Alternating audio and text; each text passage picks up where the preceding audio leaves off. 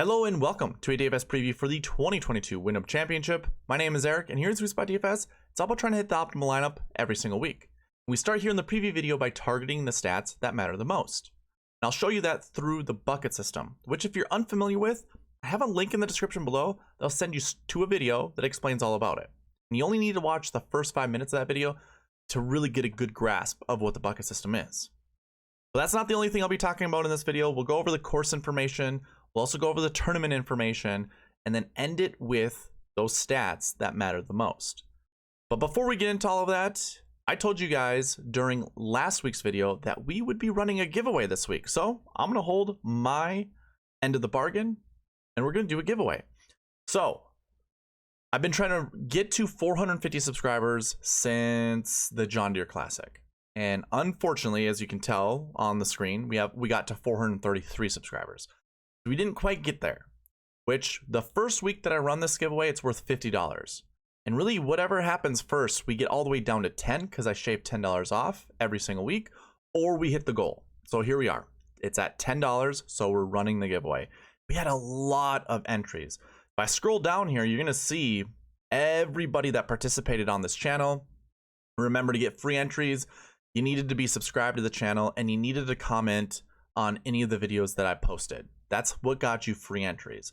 So as I scroll down here, you're going to see all of the tournaments, the videos, even the social shares, because you could get additional ones there on Twitter if you were retweeting any of my tweets with the videos that are attached to them, all the way down to the Rocket Mortgage Classic. So 125 entries. Once I click this little Y, you're going to see the winner. So drum roll, please. Joel Elwell is our winner with one entry. That is a very, very lucky entry. And that was for the Genesis Scottish Open, the preview. So Joe's he's been a follower for a really long time on Twitter. I know he's been kind of a subscriber for a while on YouTube. So no harm, no foul. Like I know there's people in here that have over 20 entries. So Joe, congratulations. You are a winner. I think you're a first-time winner. I go to past winners. Yeah, Joe, you are a first-time winner. So congratulations, Joe. Put you here. Preview, right? Oh, wait. Yeah. We call it the subscriber giveaway. When we go back to the page, you're going to see that it's going to be a different person. That's just how the formulas work. Anytime a new update is made, it reruns the giveaway. So you see your name, it's not true. See, Jeffrey had 11 entries. So maybe not 20 entries for some of these people, but definitely over 10. But either way, Joe is our winner. He's winning $10. Joe, contact me at sweetspotdfs@gmail.com or on Twitter. DM me, let me know where I can send you the money. I can do Google Pay, we can do PayPal, Venmo, we can find some other way, but $10 are yours. Congratulations. Which actually reminds me now to update the new giveaway. So let me go ahead and do that really quickly. I've never done anything like quickly on here. But let's change this. Because we're going to run a new giveaway, and it's the goal's still going to be 450 subscribers, so we're only 17 subscribers away from that. One more thing I need to update. Go ahead and remove that one, and let's put a new one in there. Now the little banner at the bottom is going to change. Boom, $50, and we'll throw that on as well. $50. I'm going to give $50 away if we can get to 17 new subscribers. By the end of this week. We'll run a giveaway if we do reach that goal by next week's video. So if you're not yet subscribed, please do so. Once we get to 450 subscribers, we're gonna run this giveaway for whatever money it's worth. This week it's 50, next week it'll be 40, the week after it'll be for 30. Again, whatever comes first. We reach the goal or it gets down to $10. I'm shaving $10 off each week. And if you want an entry into this giveaway, you gotta be subscribed and you gotta comment down below. You can leave me any comment you want. It does not matter. But if you do need a topic, give me your favorite golfer 8K and above that you're going to put in your roster or in your lineups this week the most. So who are you going to roster the most 8K and above? Just leave that in the comment section below. If you need a topic, again, you can leave whatever you want. That gets you an entry. I'm going to do a strategy video tomorrow. Comment on that video, you get an additional entry. So right away, you get 2 into this giveaway. And then I do a prize picks video Wednesday. And if you're on Twitter, retweet it. You can get 4 entries this week into this giveaway. Excuse me. So this is what I call the subscriber giveaway. I want to reward those that participate on this channel. The second giveaway is more of a rebate. If you want to try prize picks, I'm giving you the opportunity to. All you got to do is sign up using the promo code SweetSpot, put an initial deposit of $20 into your account, and I'm going to give you $20 back. Plus, Prize Picks is going to match your deposit up to $100. So if you only put $20 in, you get to play this for free, but instead of having $20 in your account, you're actually going to have $40. And again, it just requires you to sign up using the promo code SweetSpot and make that initial deposit of $20. But don't let me stop you there. You could put $100 in your account if you wanted to. Prize Picks again is going to match that up to $100. So it turns into $200 and you're still getting 20 from me. So it only really costs you $80 to get 200 in your account. Again, link in the description below. Highly encourage you guys, sign up if you can, if you're in a state that allows it. And again, hit that link, sign up with the promo code SweetSpot. And again, $20 is yours. Let's go ahead and get into this preview for the Wyndham Championship. We're going to start with some tournament information. Wyndham Championship, established in 1938, Greensboro, North Carolina. I'm pretty sure this golf course, Sedgefield Country Club, has been used since. I didn't double check that, but I'm like 95% certain. Architect is Donald Ross. The tournament information you see on there, oh, I forgot to put a little degree marks next to the weather. Oh well, it's pretty much the same thing you've seen week in and week out. 156 players, top 65 in ties. Your average winning score is -19. We've seen a lot at like -21, -20, -20. I think 21 is the low. Let me double check that. 22 is the low, and that was shot by JT Poston and Henrik Stenson. Okay, so I think if the weather is very cooperative and there isn't a lot of wind, which doesn't seem like it's forecasted, at least for Thursday, Friday, we're going to see around -20 as your winning score. So what you can do with that is use that as a data point in your research. Whatever website you use, doesn't matter. If it allows you to go by score, just look for tournaments under 17 under. So better than 17 under. And just see who plays the best at those events. And those can be, not really like end all be all decision making or decisions that you need to make. Those can just be like tiebreaker type of thing. So if say like, I'm just going to use random names here, like Adam or Alex Smalley and Matthew Neesmith. I think they're pretty close in price. If, say, you were leaning towards Neesmith, but then you find out that he doesn't really do well at Birdie Fest, maybe that's what swings you to Alex Smalley. I'm not using those two names for any reason in particular, but that's what I would do using those data points. Your average cut score is -3. Again, that's a data point you can use. You don't have to. Like, if you don't want to, you don't have to. Strength of field is about 239. Now, this is my calculation for strength of field. I got it from the OWGR, like how they figured it out, but there's a missing piece in there.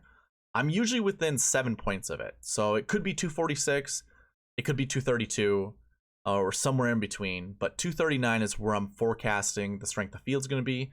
It's pretty much right in the middle.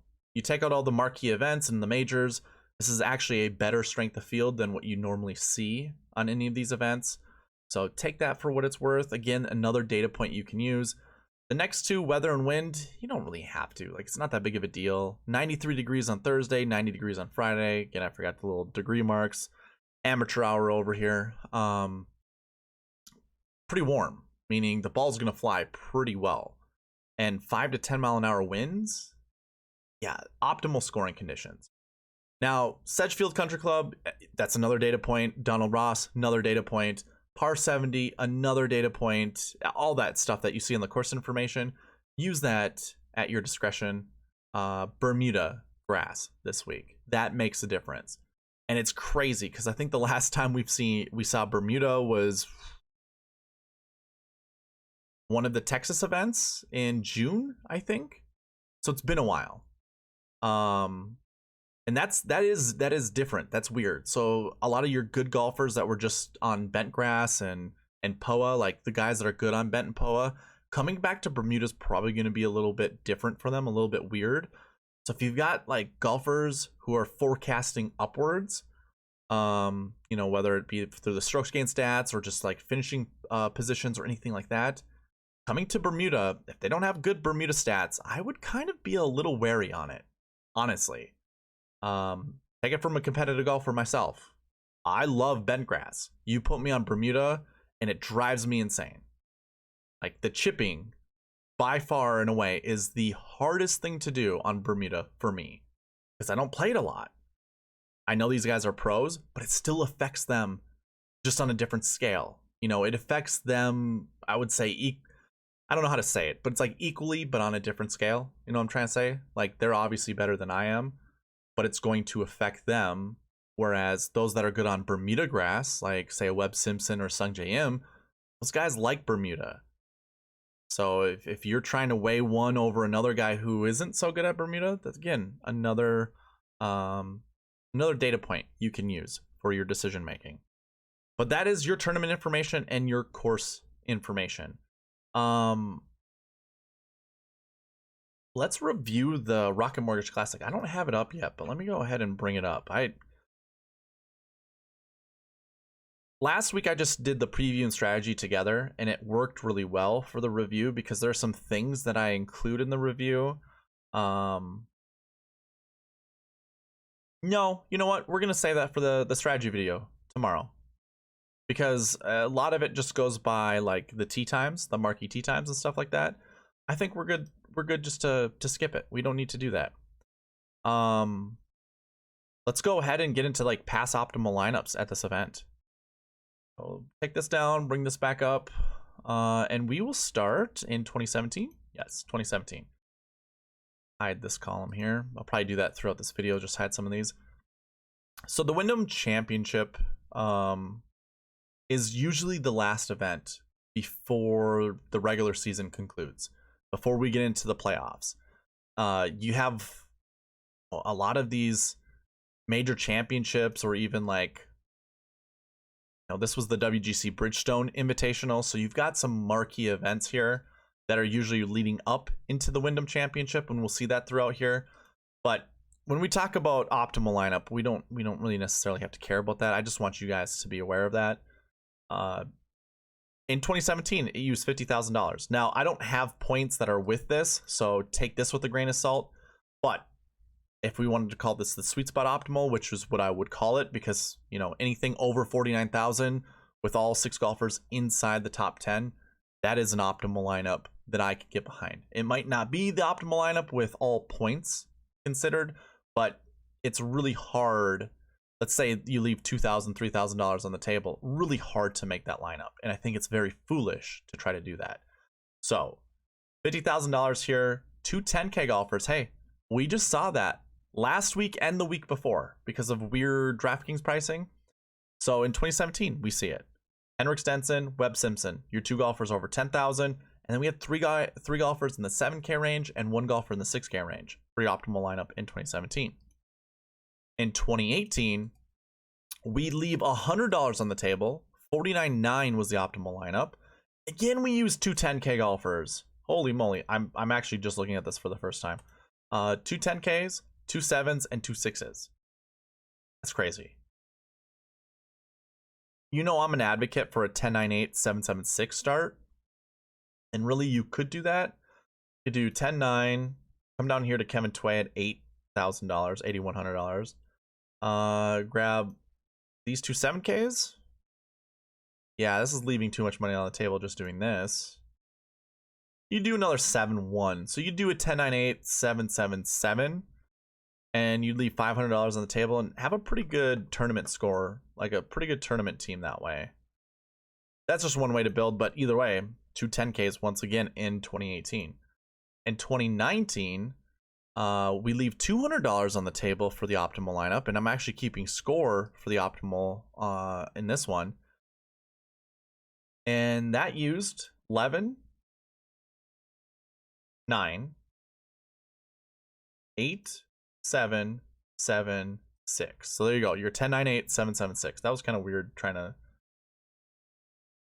map this out with all the blue that's in between. Yeah, 10, 9, 8, 7, 7, 6. That is your common optimal lineup build.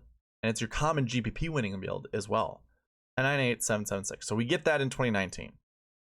In 2020, we actually leave a considerable amount of money on the table. $3,200. Don't do that. Don't ever do that. I think I just saw a new person on YouTube going over optimal lineup saying, hey, this is a good way to like differentiate yourself. Don't chase that. Just don't do it. Find the optimal lineup that uses 49,000 and above salary. That's what I like to do. That's what I call the sweet spot optimal. But either way, that optimal lineup used a 9K, 8K, 8K, 7, 6, 6. That's too hard to do. Don't chase that. Instead, one of these 6Ks, go ahead and replace with Webb Simpson. You can't do that. That's too expensive. Probably remove one of these 8Ks. Or 7? There we go. So this build right here, 10, 9, 8, 7, 7, 6. There you go. There's your 10, 9, 8, 7, 7, 6. And just to, now that I have the points in front of you, because this is when I started doing it, that scored 749.5 points. Your $5 drive the green winning lineup scored 685. So you're still winning a GPP by 60 points by doing the 10, 9, 8, 7, 7, 6. And it was only 10, it was 9.5 points below the optimal lineup. So again, you don't have to get cute with the optimal. You don't have to get 30, you don't have to leave $3,200 on the table. You can still build a very, very good lineup, very close to the optimal. And again, I like calling it the sweet spot optimal because it's a more realistic approach at chasing the optimal lineup. Whereas if you just look at optimal lineups and leaving a lot of money on the table, I'll create a video somewhere in the future, but you're opening yourself up to hundreds of millions of more lineups doing that. So good luck trying to find the right combination of golfers doing that. When you limit yourself for how much money you leave on the table, so let's say you're only going to leave $300 on the table, you actually condense the amount of lineups you can actually create, which makes it easier for you to build lineups. And more often than not, again, your GPP winning lineups are of that nature. You're not leaving a lot of money on the table, and you're kind of following that 10, 9, 8, 7, 7, 6 structure, that approach. So that'd be my advice. In 2021, we don't want to clear it, we want to hide it. We're leaving $3,000 on the table. Now I'm going to hide these. Let's hide these two events so we can pull this information in. How about one more? We'll hide this Barbasol. So optimal lineup, $3,000 you would leave on the table. Again, highly, highly unrealistic. A more realistic lineup, like I would call this again the sweet spot optimal, I also have here as well. So you can see the realistic is all highlighted in green, and the little black tick marks here are your optimal lineup. So your optimal would have used a 9, 8, 8, 7, 6, 6 approach, which again, highly just unrealistic. Don't do that. Instead, you can trade Chesson Hadley at 6,600 for Adam Scott at 92. Now, this doesn't follow the 10, 9, 8, 7, 7, 6, but I've always told you you can make two substitutions going that route using that format. So instead of having a 10, 9, 8 or like a 10K golfer, you can substitute that down to another 9K golfer. So that's what we have. We have two 9s. But then we actually have two 8s, so you can sub one of those 7Ks in that structure, like I told you, 10, 9, 8, 7, 7, 6. So we actually substitute a 10 from that and a 7 from that. We go down from a 10 to a 9, and we go up from a 7 to an 8. That makes sense. And that's what you have with this lineup. So it makes sense. Again, that's your more realistic lineup. If I score this out, that's 703.5 points versus the GPP winning lineup, which was 675. So again, you still win a GPP following the more realistic approach and not trying to get cute with the optimal, which scored 706.5. So the realistic optimal was 3 points behind the optimal. That's why I show this to you guys, because I want you guys to see you don't need to chase the optimal lineup. Now, I say that with being the guy that's always trying to hit the optimal lineup, but use it with some discipline. You know, hunt the optimal lineup with discipline. Chase it with discipline. Don't just go willy-nilly like, oh yeah, this one left $3,000 on the table. I'm leaving $3,000 on the table. You don't have to. You can get a realistic optimal, which is only a few points behind the optimal lineup, still takes down a GPP. And no one is hitting the optimal when you leave $3,000 on the table. Nobody is. As much as it's foolish to chase the optimal, at least I'm smart enough not to go full crazy, you know, and trying to hit the optimal. So anyways, use a little structure, use a little discipline. Don't leave a lot of money on the table. And that would be your conclusion of past optimal lineups, which just leads right into the bucket system and looking at the salary buckets. So now we're in the bucket system again. If you don't know what this is about, I have a link in the description below that'll explain all about it. Again, you only have to watch the first 5 minutes to really get a good grasp of what the bucket system is.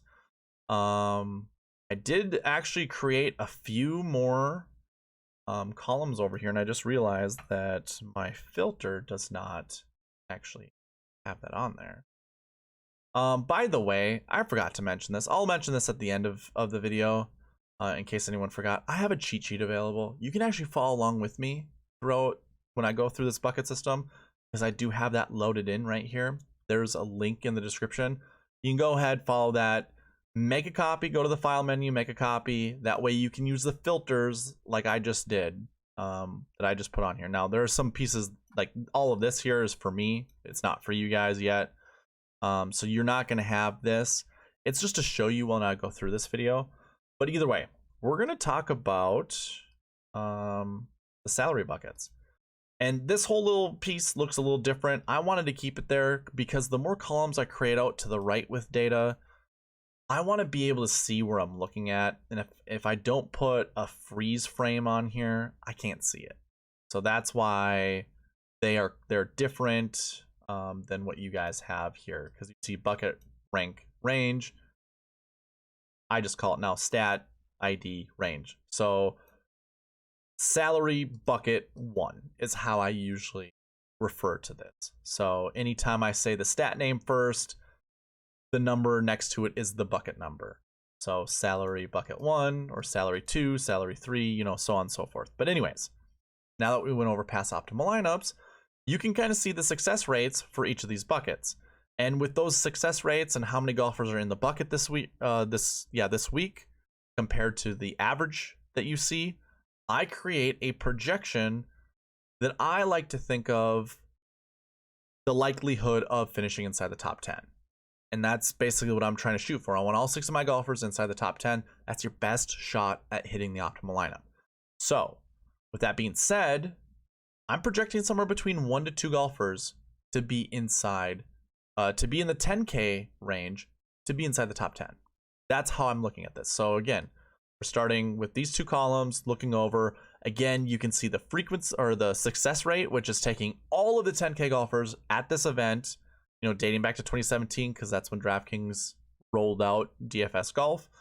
You can see the success rate of all 10K golfers, 28% clip, pretty good. There's actually a 100% frequency rate to see a 10K golfer inside the top 10. So that means every single year we've seen at least one 10K golfer inside the top 10. That's what the frequency rate means over here, in case you were confused and didn't know. So when you go through these buckets, you can pay attention to that one. You can also pay attention to this one. I don't really put a lot of merit into this, because when you look at like this 6K range right here, the higher 6K, on average we see about 50 golfers in that bucket. This year we see 41, and that's still a lot of golfers. Like, that's a volume driven bucket. Just having the sheer number of golfers we have in that bucket is gonna give us a better chance to actually find one of these golfers inside the top 10. And you can see so far there is a 100% frequency rate of getting one of these 6K golfers inside the top 10. But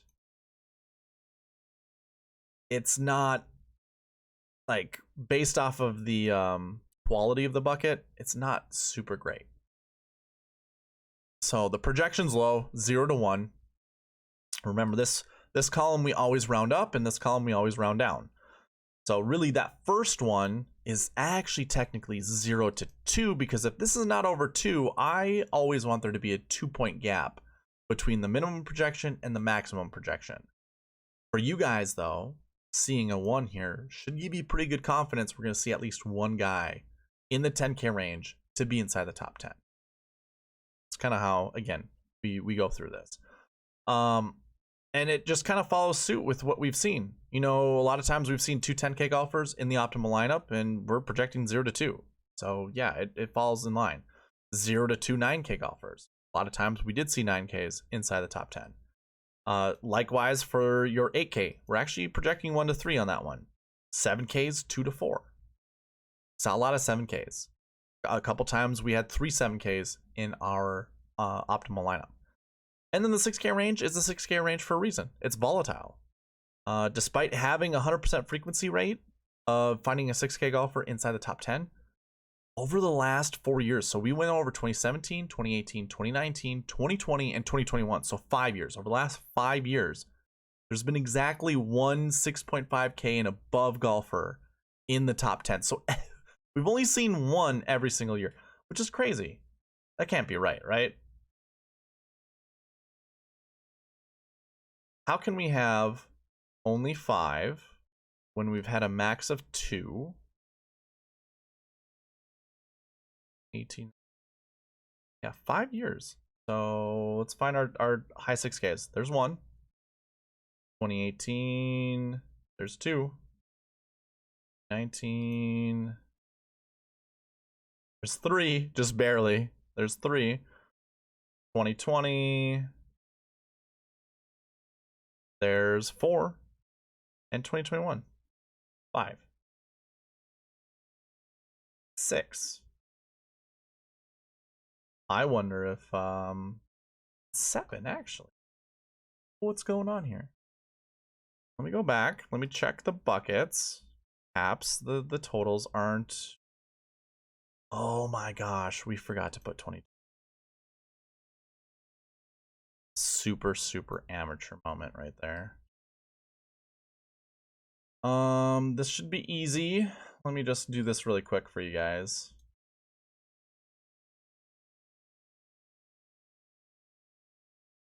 You can see how this works. And now this will show you, it'll prove to you that this isn't just random. Let's see.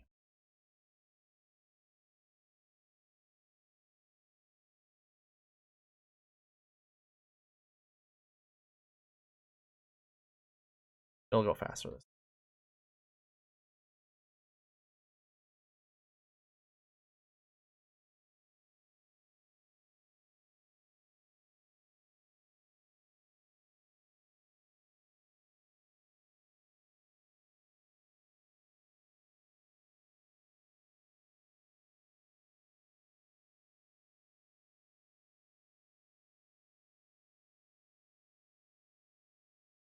There, now it's updated. What?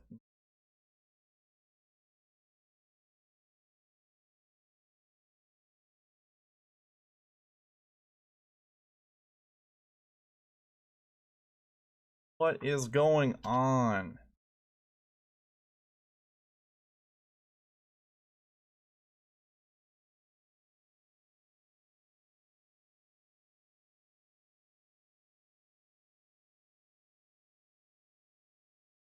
I think it's just being slow with me.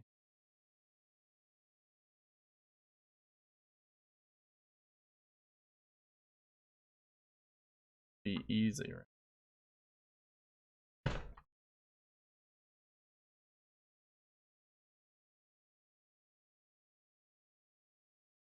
Okay.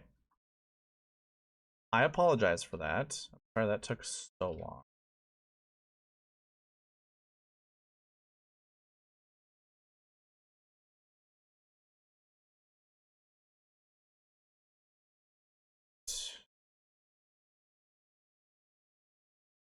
Can't believe I didn't have this updated.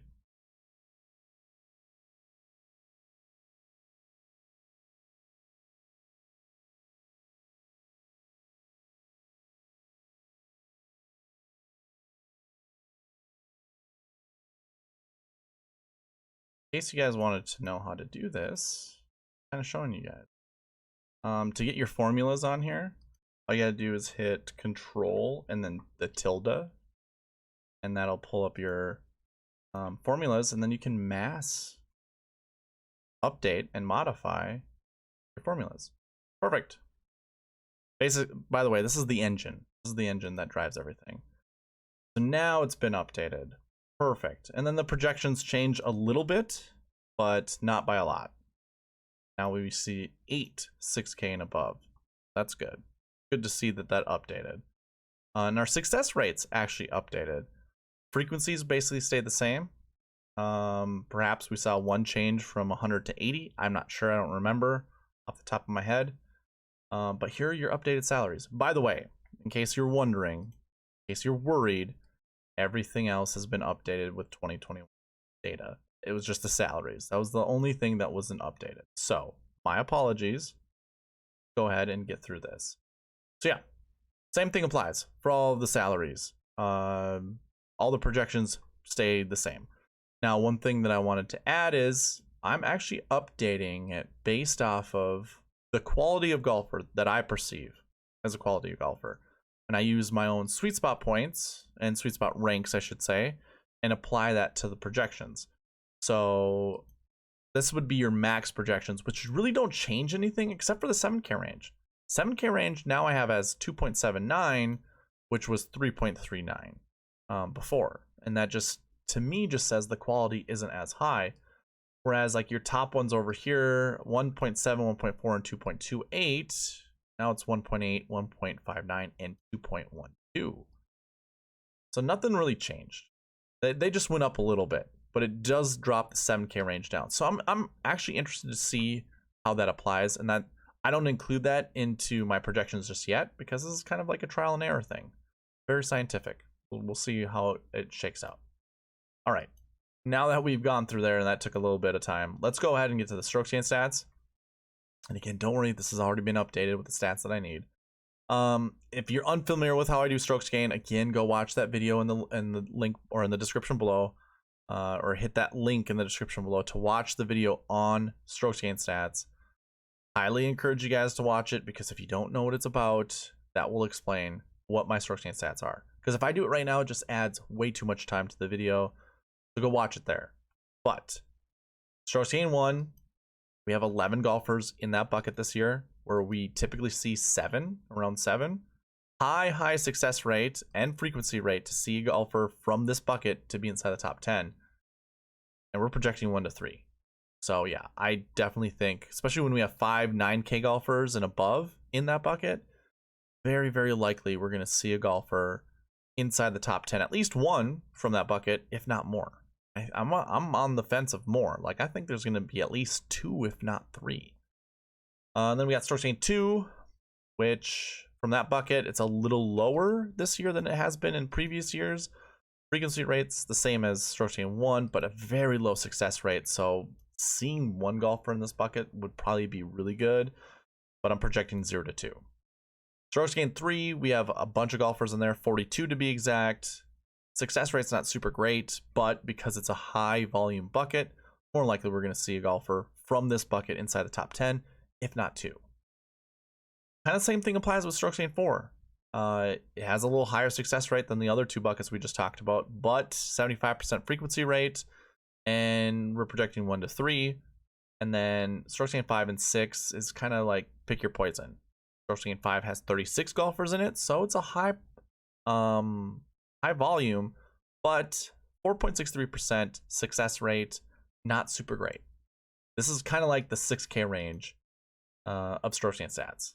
This, and then this would be your low 6K range. Golfers that don't have strokes gained data are usually Monday qualifiers that don't have enough PGA Tour data to qualify for strokes gained stats. Also, maybe some European golfers that are over here for the first time, or some sponsored exemptions that haven't played a PGA Tour event yet. So that would all be included in this bucket. So, you know, it's basically your best strokes gained golfers that you want to be putting in your lineups, and I think that's a no-brainer. Like, there's nothing hidden with that. Okay, let's go ahead and move into kind of the the founding buckets, if you want to call them that. These are your core buckets. Last year bucket. So basically, does last year's finish at the Wyndham Championship affect this year's Wyndham Championship? And as I've cataloged this, as I've recorded this for the last, what was it, like 9 years? I'd say, yeah, absolutely. Having a top 20 finish the year before, super, super good. And more often than not, these are the same golfers, like your Webb Simpsons, your Kevin Kisners. They show up inside the top 10 quite a bit, and they do it year after year after year. So I think having a top 20 finish, you want to grab a golfer from there. Frequency rate's super high. Success rate is pretty high as well. It seems like it's a pretty good quality bucket. Let's double check. Yeah, it's still over 2 point whatever. So max projection's 3. Finding a golfer, and there's 19 of them in this 19 golfers in that bucket in this field, which is basically everyone who top 20 last year is in this field. Yeah, 1 to 3 of them I think is a good place to start. And then going from there, the next ones, just having a finish at this event last year, you really don't want to go over 2 golfers from any one bucket. So anyone, like say that 20 to 40 range. So any golfer that, finished between 20 and 40th place last year, don't go more than 2 golfers. There's 13 total in that bucket, but just don't go over 2. Last year, 3 and 4. Kind of erring on the less than, like it's 1 or less. And really the only quality bucket from those 2 is your last year 3, that 40 to 60 range. We have 1 golfer in the 9K and above range. And 3 of them actually are pretty decent golfers in my sweet spot model. So it wouldn't be terrible to grab 1 golfer from that bucket. As for last year 4s, probably just stay away from those. That's that 60 to 80 range. And then guys who missed the cut, you can mess around with this. 0 to 2, we have 42 golfers in that bucket. Normally we see 37. Yeah, grab anywhere between 0 to 2. It's actually an okay quality bucket. It matches up with the just original projections, so not terrible. And then your did not plays, I'm projecting somewhere between 2 to 4. Now this is a very heavily driven volume bucket.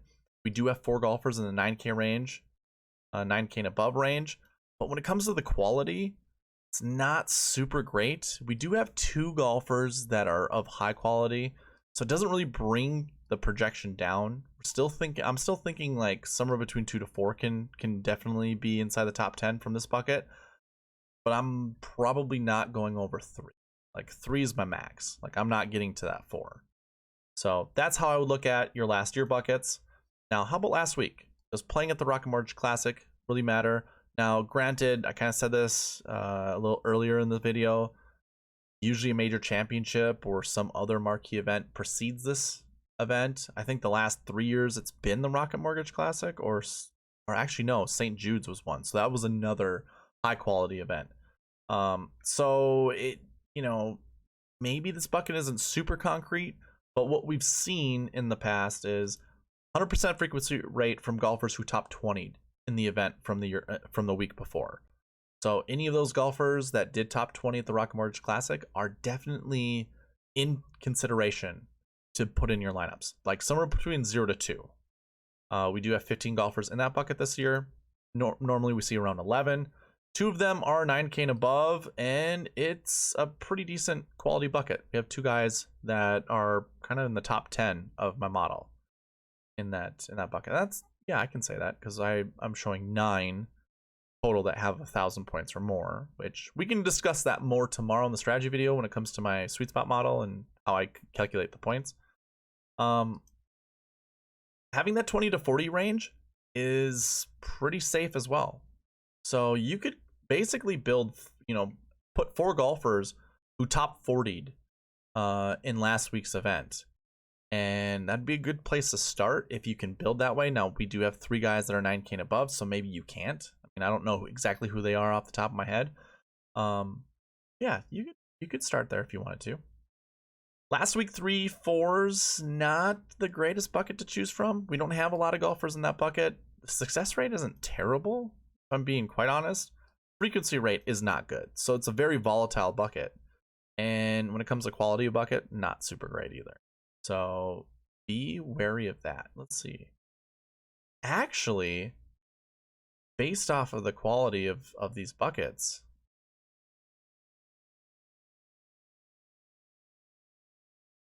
interesting.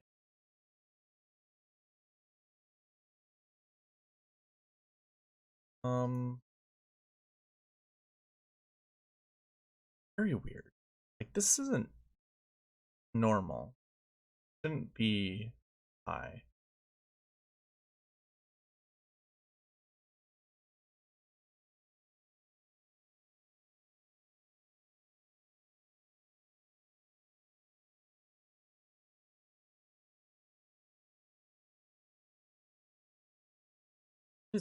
Hold on.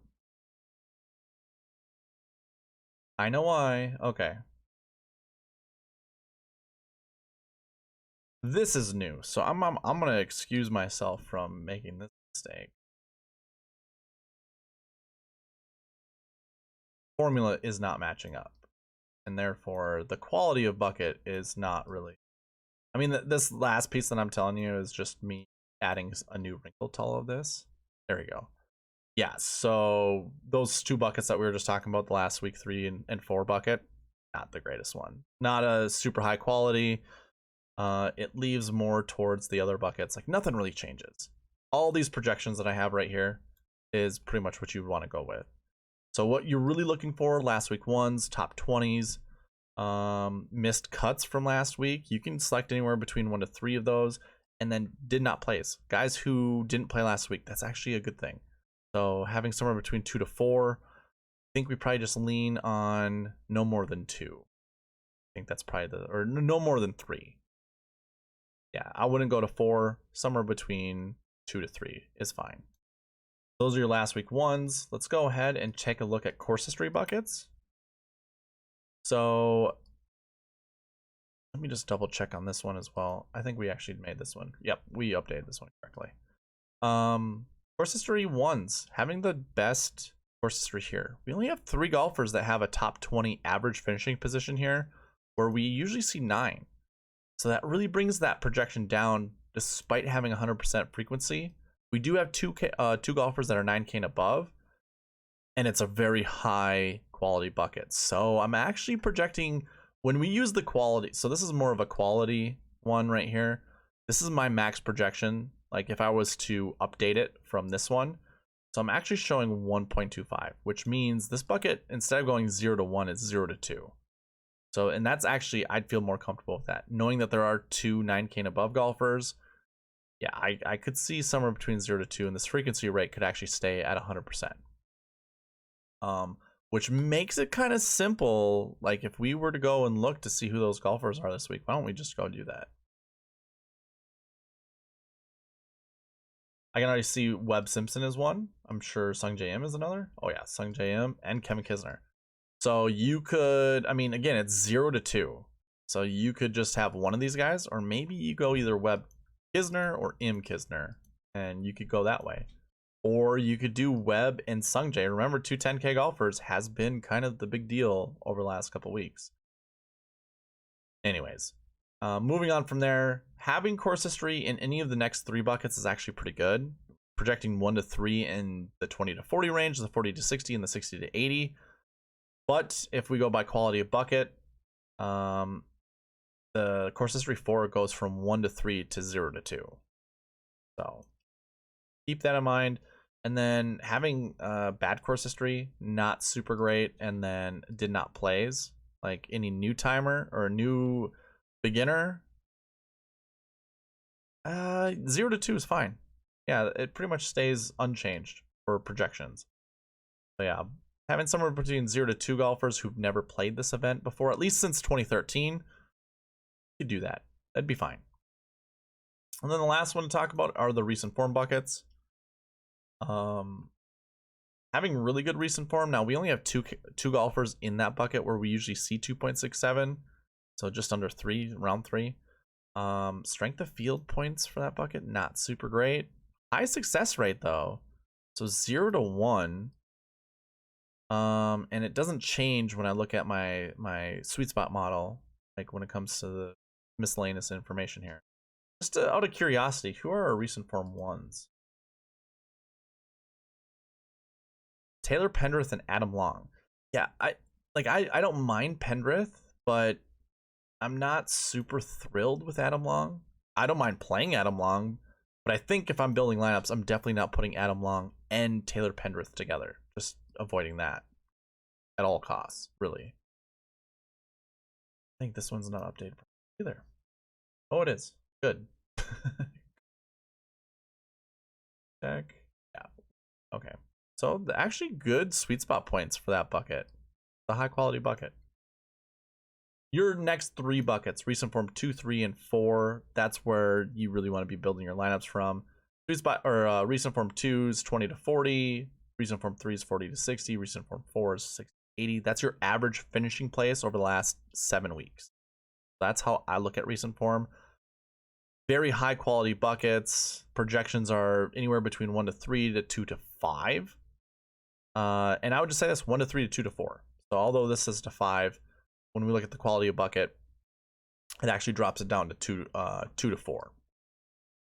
So 1 to 3, 20 to 40, 2 to 4, 40 to 60, 1 to 3, 60 to 80. And again, if you're kind of like wondering what the heck all this is, you can follow along with the cheat sheet. I have all of that information loaded right here with all your players, salaries, and all the other information off to the side here. We can actually hide this column. You can see more information. Everything that I look at, that I go over.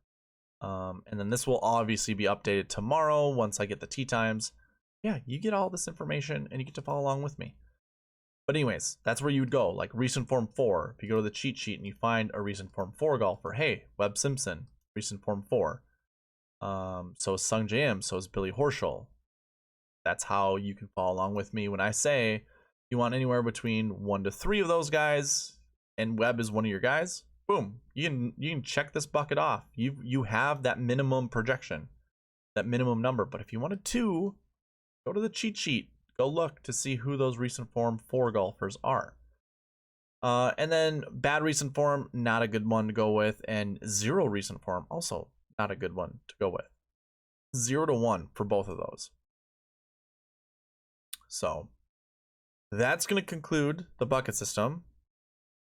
We covered everything that we needed to for this preview. I'm sorry for some of the calculations. I did add a few things that I thought I had double checked with everything, but obviously going through this video, I realized, oh shoot, didn't update some of them. And then I also made the boneheaded mistake thinking that I actually updated all of my bucket information. But again, we forgot that salaries weren't updated for 2021, and we did. We updated them successfully. You got to see how I was able to update that. So all is good. Yeah, we have all the optimal lineup information. Want to make sure I didn't miss anything. Yeah, we're good. Everything's good. Everything's been updated. Perfect. Before I leave, just a reminder, there are giveaways. I mean, we talked about the subscriber giveaway. We gave away money earlier on in the video. So if you are the person that I called, you have to contact me. I'm not going to reach out to you. You need to contact me. Again, this is me rewarding you for participating. So if you only participated in that one video and then chose not to, you know, participate or watch or view or whatever, I'm not sure I really want to reward that. So hopefully you're watching and you got to this point and know that you need to reach out to me. $10 is yours. But the next giveaway is worth 50, and we need to get to 17 new subscribers. That is the sub goal. I will give $50 away once we hit the goal of 450 subscribers. Again, we're only 17 subscribers away. So let's hit that, and then we can give away $50. And if we don't, then I shave $10 off, and we rerun it again next week. And all your entries for this week go to next week's. Nothing gets lost, and you saw that earlier in this video. Now, if you want to try Prize Picks out for free, you got to sign up. Use the link in the description below. Sign up through that way. That way you don't have to type in SweetSpot for the promo code. It's already there. Once you sign up using that promo code and you put an initial deposit of $20 in your account, I'm going to give you your $20 back. That way you get to play it for free. And Prize Picks will match your deposit up to $100. So 20 turns into 40. And it's just cost that initial sign up information and deposit. Again, you can go up to $100 and PrizePicks will match you. So up to you. Link in the description. And of course, like I forgot to say earlier in the video, there is a cheat sheet. Again, link in the description below. That'll get you straight there. I just ask you to file and make a copy. See the little note just pops up right here. Make a copy by clicking on file, make a copy. That way you can use all the filters that I use in this preview as well as the strategy video tomorrow. And then I will also have an optimizer ready for tomorrow, but that'll be in tomorrow's video. Anyways, that's all that I have for you guys. So thank you for watching. Please leave a like, comment, subscribe, all that good stuff, and I'll see you in the next one. All right, bye.